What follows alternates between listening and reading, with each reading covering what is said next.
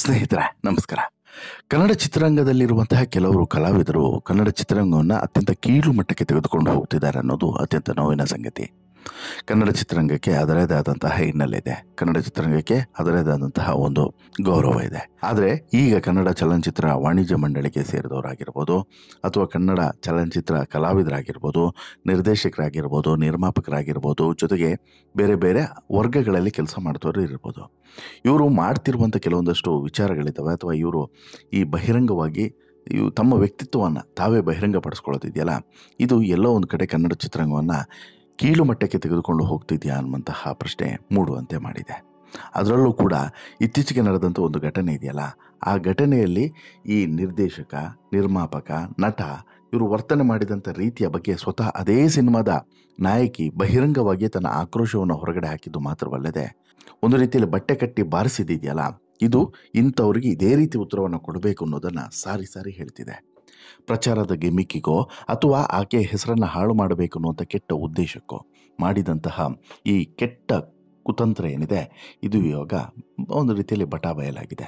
ಜೊತೆಗೆ ಇವರು ಈ ಸಿನಿಮಾ ರಂಗದ ಈ ನಟ ನಟಿಯರು ಇವರೆಲ್ಲರೂ ಇದ್ದಾರಲ್ಲ, ಇವರೆಲ್ಲ ಏನು ಮಾಡ್ತಿದ್ದಾರೆ ಅನ್ನೋದಕ್ಕೆ ಒಂದು ರೀತಿಯಲ್ಲಿ ನಿದರ್ಶನ ಇದು ಅಂತಲೂ ಕೂಡ ಹೇಳ್ಬೋದು. ನಾನು ಯಾವ ಸಿನಿಮಾದ ಬಗ್ಗೆ ಮಾತಾಡ್ತಿದ್ದೀನಿ, ಯಾರ ಬಗ್ಗೆ ಮಾತಾಡ್ತಿದ್ದೀನಿ ಬಹುಶಃ ನಿಮಗೆ ಗೊತ್ತಾಗಿರ್ಬೋದು. ನಾನು ಹೇಳ್ತಾ ಇರೋದು ಸಂಜು ವೆಡ್ಸ್ ಗೀತಾ ಪಾರ್ಟ್ 2 ಸಿನಿಮಾದ ಈ ಚಿತ್ರತಂಡದ ಬಗ್ಗೆ. ಹೌದು, ಚಿತ್ರತಂಡದ ಈ ನಿರ್ದೇಶಕ, ನಿರ್ಮಾಪಕ, ಜೊತೆಗೆ ನಾಯಕ ನಟ ಈ ಮೂವರು ಸೇರಿಕೊಂಡು ನಟಿ ರಚಿತಾ ರಾಮ್ ಮೇಲೆ ಆರೋಪಗಳನ್ನು ಮಾಡಿದ್ದೇ ಮಾಡಿತು, ಪ್ರೆಸ್ ಮೀಟ್ಗಳನ್ನು ಮಾಡಿದ್ದೇ ಮಾಡಿತು, ಮಾಧ್ಯಮಗಳ ಎದುರು ಮಾತನಾಡಿತು. ಅದು ಕೂಡ ಯಾವ ಲೆವೆಲ್ಗೆ ಅಂದರೆ ಒಬ್ಬೊಬ್ಬೊಬ್ಬೊಬ್ಬೊಬ್ಬ ಇವರು ಮಾತ್ರ ಸಿನಿಮಾ ಮಾಡಿರೋದು, ಬೇರೆ ಯಾರೂ ಕೂಡ ಸಿನಿಮಾನೇ ಮಾಡಿಲ್ಲ ಅನ್ನೋ ರೇಂಜ್ಗೆ ಬಿಲ್ಡಪ್ಪನ್ನು ಕೊಟ್ಟಿದ್ದು. ಮತ್ತೊಂದು ಜನ ನೋಡೋದಂಥ ಸಿನಿಮಾಗೆ ಇವರು ಕೊಡ್ತಿರುವಂಥ ಬಿಲ್ಡಪ್ಪನ್ನು ನೋಡಿದ್ರೆ ಇವರು ಮಾಡಿರೋದು ಯಾವುದೋ ಬಾಹುಬಲಿ ಪಾರ್ಟ್ 3ನೋ 4 ಸಿನಿಮಾ ಅಂತೇಳಿ ಅನ್ಕೊಬೇಕು. ಮಾಡಿರೋದು Sanju weds Geetha part 2 cinema. Buildup ಕೊಡೋದು ನೋಡಿದ್ರೆ ಯಾವುದೋ ಬಾಹುಬಲಿ ರೇಂಜಿಗಿದೆ. ಅದರಲ್ಲೂ ಕೂಡ ಒಬ್ಬ ನಾಯಕ ನಟಿಯ ಮೇಲೆ ಇವರು ಹೊರಿಸಿದಂಥ ಆರೋಪ ಇದೆಯಲ್ಲ, ಎಂಥ ಗಂಭೀರವಾದಂಥ ಆರೋಪಗಳು ಅಂತ ಹೇಳಿದ್ರೆ ನೀವು ನಂಬಲಿಕ್ಕೂ ಕೂಡ ಸಾಧ್ಯವಿಲ್ಲ. ಈಕೆಯದೇ ತಪ್ಪು ಅನ್ನೋ ರೀತಿಯಲ್ಲಿ ಹೇಳಿದ್ದು. ಆದರೆ ಅದು ಯಾವಾಗ ರಚಿತಾ ರಾಮ್ ತನ್ನ ಪಿತ್ತ ನೆತ್ತಿಗೆ ಇರ್ತೋ ಸರಿಯಾಗಿ ಉತ್ತರವನ್ನು ಕೊಟ್ಟಿದ್ದಾಳೆ. ನಾಗಶೇಖರ್ ಮುಖವನ್ನು ತೊಳ್ಕೊಳ್ಬೇಕು ಆ ರೀತಿ ತೊಳೆದು ಕಳಿಸಿದ್ದಾಳೆ. ಜೊತೆಗೆ ನಿರ್ದೇಶಕ, ನಿರ್ಮಾಪಕ, ನಟ ಮೂವರ ಬಂಡವಾಳವನ್ನು ಕೂಡ ಬಯಲು ಮಾಡಿದ್ದಾರೆ ಇದೇ ನಾಯಕಿ ರಚಿತಾ ರಾಮ್. ಹೌದು, ಸಂಜು ವೆಡ್ಸ್ ಗೀತಾ ಚಿತ್ರತಂಡ ತಮ್ಮ ವಿರುದ್ಧ ಮಾಡ್ತಿರುವಂಥ ಆರೋಪಗಳ ಕುರಿತು ನಟಿ ರಚಿತಾ ರಾಮ್ ಕೊನೆಗೂ ಕೂಡ ಖಾರವಾದಂಥ ಪ್ರತಿಕ್ರಿಯೆಯನ್ನು ಕೊಟ್ಟಿದ್ದಾರೆ. ಈ ಕುರಿತು ತಮ್ಮ ಸೋಷಿಯಲ್ ಮೀಡಿಯಾ ಅಕೌಂಟ್ನಲ್ಲಿ ಒಂದು ವಿಡಿಯೋವನ್ನು ಹಂಚಿಕೊಂಡಿರುವಂಥ ರಚಿತಾ ರಾಮ್ ಚಿತ್ರತಂಡ ಹೇಳಿಕೆಗಳಿಂದ ತನಗೆ ತೀವ್ರವಾದಂಥ ನೋವಾಗಿದೆ ಅಂತೇಳಿ ಹೇಳಿದ್ದಾರೆ. ಜೊತೆಗೆ ಅವರ ಮೇಲೆ ಬಂದಿರುವಂಥ 2 ಆರೋಪಗಳಿಗೂ ಕೂಡ ಸ್ಪಷ್ಟನೆಯನ್ನು ಕೊಟ್ಟಿದ್ದಾರೆ. ಹೌದು, ಕಳೆದ 1 ವಾರದಿಂದ ನಡೀತಿರುವಂಥ ಈ ವಿವಾದದ ಬಗ್ಗೆ ಕೊನೆಗೂ ಕೂಡ ಮಾತನಾಡಿದಂಥ ರಚಿತಾ ರಾಮ್ ಈವರೆಗೆ ಮೌನವಾಗಿದ್ದರು. ಆದರೆ ಈಗ ಸಂಜು ವೆಡ್ಸ್ ಗೀತಾ ಚಿತ್ರತಂಡದ ಆರೋಪಗಳಿಗೆ ಖಡಕ್ಕಾದಂಥ ತಿರುಗೇಟನ್ನು ಕೊಟ್ಟಿದ್ದಾರೆ. ಬಟ್ಟೆ ಸುತ್ತಿ ಮುಖಕ್ಕೆ ಪಂಚನ್ನು ಕಟ್ಟಿದ್ದಾರೆ. ಸಂಜು ವೆಡ್ಸ್ ಗೀತಾ ಚಿತ್ರದ ನಿರ್ಮಾಪಕರು, ನಿರ್ದೇಶಕರು ಮತ್ತು ನಾಯಕ ನಟ ಇತ್ತೀಚೆಗೆ ನನ್ನ ಬಗ್ಗೆ ಆಡಿರುವಂಥ ಮಾತುಗಳನ್ನು ಮತ್ತು ಬಳಸಿರುವಂಥ ಪದಗಳು ನನಗೆ ತೀವ್ರವಾದಂಥ ಬೇಸರ ಮತ್ತು ನೋವನ್ನುಂಟು ಮಾಡಿದೆ. ಇದನ್ನು ಒಪ್ಪಿಕೊಳ್ಳೋದಕ್ಕೆ ನನಗೆ ಸಾಧ್ಯವಾಗ್ತಿಲ್ಲ ಅಂತೇಳಿ ತಮ್ಮ ಅಸಮಾಧಾನವನ್ನು ಹೊರಗಡೆ ಹಾಕಿದ್ದಾರೆ ರಚಿತಾ. ಈ ಚಿತ್ರ ಜನವರಿ 17ಕ್ಕೆ ಮೊದಲು ಬಿಡುಗಡೆ ಆಗಿತ್ತು. ಆ ಸಮಯದಲ್ಲಿ ಇದೇ ತಂಡದವರು ಮಾಧ್ಯಮಗಳ ಮುಂದೆ ಬಂದು ನನ್ನನ್ನು ಬಹಳ ಹಾಡಿ ಹೊಗಳಿದ್ರು. ನನ್ನ ಅಭಿನಯ, ನನ್ನ ಬದ್ಧತೆ, ಚಿತ್ರತಂಡಕ್ಕೆ ನೀಡಿದಂಥ ಸಹಕಾರದ ಬಗ್ಗೆ ಮೆಚ್ಚುಗೆಯನ್ನು ವ್ಯಕ್ತಪಡಿಸಿದರು. ನಮ್ಮ ತಂಡದ ಜೊತೆಗೆ ನಿಂತಿದ್ದಕ್ಕೆ ಧನ್ಯವಾದಗಳು ಅಂತಲೂ ಕೂಡ ಹೇಳಿದರು. ಆದರೆ ಅದೇ ತಂಡ ಇಂದು ಬಂದು ನನ್ನ ಬಗ್ಗೆ ಕೆಟ್ಟದಾಗಿ ಮಾತನಾಡ್ತಿದೆ. ಆಗ ಚೆನ್ನಾಗಿ ಮಾತನಾಡಿ ಈಗ ಹೀಗೆ ಮಾತನಾಡ್ತಿರೋದು ಯಾಕೆ? ಹೇಳೋದಾಗಿದ್ರೆ ಅಂದೇ ನನ್ನ ಮುಂದೆ ಎಲ್ಲ ಆರೋಪಗಳನ್ನು ಕೂಡ ಮಾಡಬೇಕಾಗಿತ್ತು. ಇಲ್ಲಿ ಸುಳ್ಳು ಹೇಳ್ತಿರೋದು ಯಾರು? ನಾಟಕ ಮಾಡ್ತಿರೋದು ಯಾರು? ಜನತೆಗೆ ಇದನ್ನು ನಿರ್ಧರಿಸಬೇಕು ಅಂತ ಹೇಳ್ಬಿಟ್ಟು ರಚಿತಾ ರಾಮ್ 2 ವಿಚಾರವನ್ನು ಕೂಡ ಪಿಕ್ಚರೈಸೇಷನ್ ಮಾಡಿ ಇಟ್ಬಿಟ್ಟಿದ್ದಾರೆ. ಹೌದು, ಅವತ್ತು ಹಾಡಿ ಹೊಗಳಿದಂಥ ಇದೇ ಚಿತ್ರತಂಡ 3-4 ತಿಂಗಳು ಕಳೆದ್ರೆ ಈಗ ಉಲ್ಟಾ ಬೇರೆದೇ ಮಾತನಾಡ್ತಿದೆ. ಕಾರಣ ರಚಿತಾ ರಾಮ್ ಇವರ ಪ್ರಮೋಷನ್ಗೆ ಬರಲಿಲ್ಲ ಅಂಥೇಳಿ.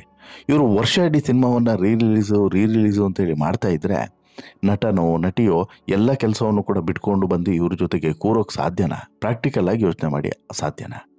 ಈಗ ಆ ಶ್ರೀನಗರ ಕಿಟ್ಟಿಗೆ ವರ್ಷಕ್ಕೆ 1 ಸಿನಿಮಾಗೆ ಸಿಗೋದೇ ಕಷ್ಟ. ಬಂದು ಕೂರ್ತಾನಪ್ಪ. ಬೇರೆಯವರಿಗೆ ಅದೇ ರೀತಿ ಇರುತ್ತಾ? ರಚಿತಾ ರಾಮ್ಗೆಲ್ಲ ಆ ರೀತಿ ಇದೆಯಾ? ದಿನಕ್ಕೆ 4-5 ಸಿನಿಮಾದ ಆಫರ್ಸ್ಗಳು ಬರ್ತಾ ಇರ್ತವೆ. ವರ್ಷದಲ್ಲಿ 3-4 ಸಿನಿಮಾ ಮಾಡ್ತಾರೆ. ಒಂದು ಸಿನಿಮಾ ಆದ ತಕ್ಷಣ ಮತ್ತೊಂದು ಸಿನಿಮಾದ ಶೂಟಿಂಗು. ಹೀಗಿರುವಾಗ ಎಲ್ಲಿ ಆಕೆ ಬಂದು ಈ ವರ್ಷ ಇಡೀ ಅವರು ಸಿನಿಮಾವನ್ನು ರಿಲೀಸ್ ಮಾಡೋದು, ವರ್ಷ ಇಡೀ ಸಿನಿಮಾವನ್ನು ಪ್ರಚಾರ ಮಾಡೋದು, 1 ಸಲ 2 ಸಲ 3 ಸಲ ಇದೇ ಮಾಡ್ತಾ ಕೂತ್ರೆ ಯಾವ ನಟಿಗಾದರೂ ಪುರ್ಸೊತ್ತಿದೆ? ಈಗ ಶ್ರೀನಗರ ಕಿಟ್ಟಿಗೂ ಬೇರೆ ಸಿನಿಮಾ ಇಲ್ಲ, ನಾಗಶೇಖರ್ಗೂ ಕೂಡ ಬೇರೆ ಸಿನಿಮಾ ಇಲ್ಲ, ನಿರ್ಮಾಪಕರಿಗೂ ಕೂಡ ಬೇರೆ ಏನು ಕೆಲಸ ಇಲ್ಲ. ಅವ್ರು ಅದನ್ನೇ ಮಾಡ್ತಾ ಇರ್ತಾರೆ. ಬಟ್ ನಟಿಗೂ ಕೂಡ ಅದೇ ರೀತಿ ಇರಬೇಕು ಅಂತೇಳಿ ಎಕ್ಸ್ಪೆಕ್ಟ್ ಮಾಡೋದು ಎಷ್ಟು ಸರಿ ಅನ್ನೋದು ಒಂದನೇ ಪ್ರಶ್ನೆ.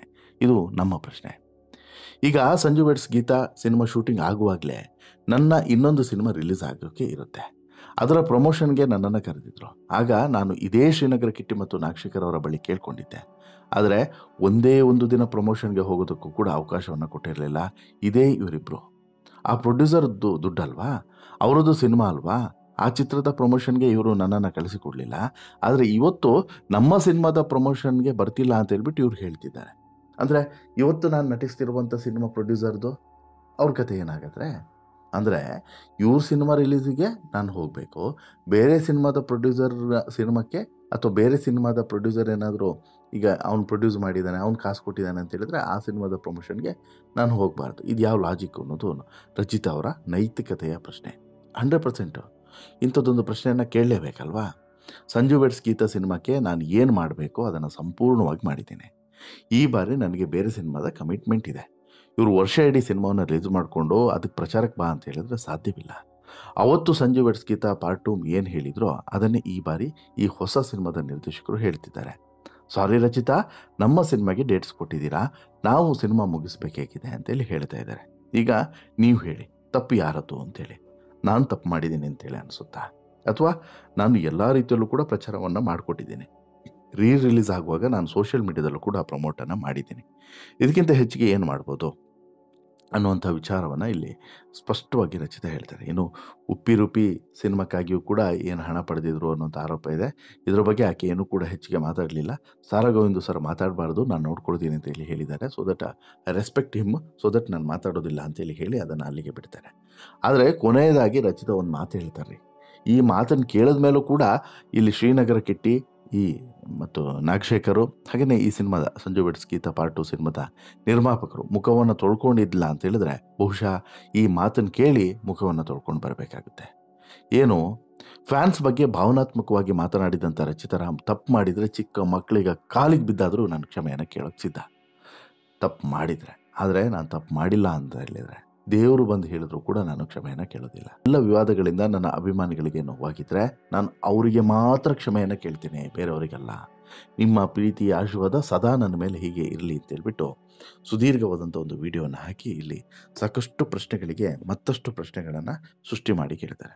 ತಪ್ಪಲ್ವಾ? ಈಗ ರಚಿತಾರಾಮ್ ಹೇಳಿದಂತೆ ಅವತ್ತು ಬೇರೆ ಸಿನಿಮಾ ಪ್ರಮೋಷನ್ಗೆ ಇವ್ರನ್ನ ಬಿಟ್ಟಿಲ್ಲ ಅಂತೆ, ಇವಾಗ ಇವ್ರ ಪ್ರಮೋಷನ್ಗೆ ಬೇರೆ ಸಿನಿಮಾವನ್ನು ಬಿಟ್ಟು ಬರಬೇಕಂತೆ. ಯಾವ ಲಾಜಿಕ್ಕು? ಕರೆಕ್ಟ್ ಅಲ್ವಾ? ಎರಡನೇದು, ಯಾವುದೇ ಒಂದು ನಿರ್ಧಾರವನ್ನು ತೆಗೆದುಕೊಳ್ಳೋದಕ್ಕಿಂತ ಮುಂಚೆ ಆಲೋಚನೆ ಮಾಡಬೇಕಾಗಿತ್ತು. ರಚಿತಾ ಅವ್ರಿಗೆ ಈ ರೀತಿ ಪದೇ ಪದೇ ಸಿನಿಮಾವನ್ನು ರಿಲೀಸ್ ಮಾಡೋದು ಕರೆಯೋದು. ಹಾಗಾದರೆ ಜೀವಮಾನ ಇಡೀ ಇದೊಂದೇ ಸಿನಿಮಾದ ಪ್ರಮೋಷನ್ನ ಮಾಡ್ತಾ ಕೂರೋಕ್ಕಾಗುತ್ತಾ? ಬೇರೆ ಬದುಕೇ ಇಲ್ವಾ? ಬೇರೆ ಬದುಕನ್ನು ಕಟ್ಟಿಕೊಳ್ಳುವಂಥ ಅನಿವಾರ್ಯತೆ ಇಲ್ವಾ? ಏನು ಹುಚ್ಚು ಜನರಪ್ಪ, ಅರ್ಥನೇ ಆಗಲ್ಲ. ಇಲ್ಲಿ ರಚಿತಾರಾಮ್ ಹೇಳಿರೋದ್ರಲ್ಲಿ ಯಾವ ತಪ್ಪು ಕೂಡ ಇಲ್ಲ. ಇನ್ನು ರಚಿತಾರಾಮ್ ಅವರು ಇಲ್ಲಿ ನಿಜವಾಗ್ಲೂ ಕೂಡ ಶ್ರೀನಗರ ಕಿಟ್ಟಿ ಮೇಲೆ ಮತ್ತು ನಾಗಶೇಖರ್ ಮೇಲೆ ಹಾಗೆಯೇ ನಿರ್ಮಾಪಕರ ಮೇಲೆ ಸಿಕ್ಕಾಪಟ್ಟೆ ಡಿಸ್ಟರ್ಬ್ ಆಗಿದ್ದಾರೆ. ಅಂದರೆ ಅವರು ಮಾಡಿರುವಂಥ ಆರೋಪಗಳು ಅಷ್ಟು ಕೆಟ್ಟದಾಗಿದೆ ರೀ. ಅವ್ರನ್ನ ಕಾಂಟ್ಯಾಕ್ಟ್ ಮಾಡಿದೆ, ಇವ್ರನ್ನ ಕಾಂಟ್ಯಾಕ್ಟ್ ಮಾಡಿದೆ, ಅವ್ರು ಮಾಡಿದೆ, ಇದು ಮಾಡಿದೆ, ಹಾಗೆ ಮಾಡಿದೆ, ಹೀಗೆ ಮಾಡಿದೆ. ಹಾಗಾದರೆ ರಚಿತಾರಾಮ್ ಒಪ್ಕೊಂಡಿರುತ್ತ ಸಿನಿಮಾದ ಕಥೆ ಏನು? ಅಂದರೆ ಇವರು 2-3 ಸಲ ಸಿನಿಮಾ ರಿಲೀಸ್ ಮಾಡಿದಾಗಲೂ ಕೂಡ ಬರಬೇಕು, ಪ್ರಚಾರ ಮಾಡಬೇಕು ಅಂತ ಹೇಳಿದ್ರೆ ಆವಾಗಲೇ ಹೇಳಿದಾರೆ, ಖಾಲಿ ಕೂತವರಾದರೆ ಬಂದುಬಿಡ್ತಾರೆ, ಬೇರೆ ಏನು ಕೆಲಸ ಇಲ್ಲ, ಕಾರ್ಯ ಇಲ್ಲ. ಬಟ್ ರಚಿತೆಗೆ ಹಾಗಲ್ಲ ಅಲ್ವಾ? ಇನ್ನೊಂದು ಸಿನಿಮಾದ ಶೂಟಿಂಗ್ ಇದೆ, ಅದರ ನಡುವೆ ಬಿಡುವು ಮಾಡಿಕೊಂಡು ಬರಬೇಕು. ಬಟ್ ಬರೋದಕ್ಕೆ ಅದೇ ಸಮಸ್ಯೆ. ನೀವು ಅವತ್ತು ಏನು ಮಾಡಿದ್ರಿ ಅದನ್ನೇ ಇವತ್ತು ರಚಿತಾ ನಿಮಗೆ ಮಾಡಿ ತೋರಿಸ್ತಿದ್ದಾರೆ ಹೆಂಗಾಗುತ್ತೆ ಅಂತೇಳಿ. ಅವತ್ತು ನೀವು ರಚಿತಾರನ್ನು ಪ್ರಮೋಷನ್ಗೆ ಕಳಿಸ್ಕೊಟ್ಟಿದ್ದಿದ್ರೆ ಇವತ್ತು ಮತ್ತೊಂದು ರೀತಿ ಆಗ್ತಿತ್ತು. ಅವತ್ತು ಡಬಲ್ ಗೇಮ್ ಮಾಡಿದವರು ಇವತ್ತು ಯಾಕೆ ಮತ್ತೆ ಈ ರೀತಿಯಾದ ಗೇಮ್ಗಳನ್ನು ಮಾಡ್ತಿದ್ದಾರೆ? ಕಾದು ನೋಡಬೇಕು. ಒಟ್ಟಾರೆ ನಿಮಗೇನು ಅನಿಸುತ್ತೆ ಸ್ನೇಹಿತರೆ, ರಚಿತಾರಾಮ್ ಅವರು ಹೇಳಿರುವಂಥ ಈ ಮಾತುಗಳನ್ನು ಕೇಳಿದಾಗ ಮತ್ತು ಚಿತ್ರರಂಗದಲ್ಲಿ ಎಂಥ ಜನರಿದ್ದಾರೆ ಅನ್ನೋದನ್ನು ನಿಮಗೆ ಈಗ ಬಹುಶಃ ಅರ್ಥ ಆಗಿರ್ಬೋದು. ಇನ್ನು ಇದೇ ರಚಿತಾರಾಮ್ ಅವರು ಈ ಸಂಜು ವೆಡ್ಸ್ ಗೀತದ ಬಗ್ಗೆ ಇಂಟ್ರೆಸ್ಟನ್ನು ಕಳೆದುಕೊಳ್ಳೋದಕ್ಕೆ ಮತ್ತೊಂದು ಕಾರಣವೂ ಕೂಡ ಇದೆ. ಆ ಕಾರಣ ಶ್ರೀನಗರ ಕಿಟ್ಟಿ. ಅದು ಹೇಗೆ ಅದನ್ನು ಮುಂದಿನ ಸ್ಟೋರಿಯಲ್ಲಿ ನಿಮ್ಮ ಮುಂದೆ ಇಡ್ತೀನಿ. ಅದಕ್ಕಿಂತ ಮುಂಚೆ ನೀವಿನ್ನೂ ಕೂಡ ನಮ್ಮ ಚಾನಲನ್ನು ಸಬ್ಸ್ಕ್ರೈಬ್ ಮಾಡಿಲ್ಲ ಅಂದರೆ ದಯವಿಟ್ಟು ಕೂಡಲೇ ಸಬ್ಸ್ಕ್ರೈಬ್ ಮಾಡಿ ಸ್ನೇಹಿತರೆ.